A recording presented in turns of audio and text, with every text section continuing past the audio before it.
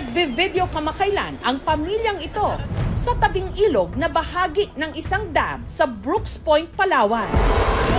Nang mula sa kabundukan, may biglang nagbagsakan.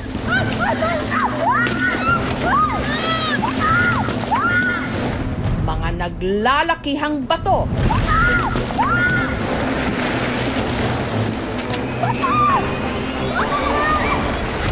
Ang ilan sa mga natamaan sa tubig ang bagsak. Habang ang ilang napuruhan, iika-ikang umahon sa tubig. Kamagalaw. Aray! Iga. Papa, okay ka lang? Tawagan nyo, bilis! Tawagan nyo! May dumating kayang saklolo bago mahuli ang lahat.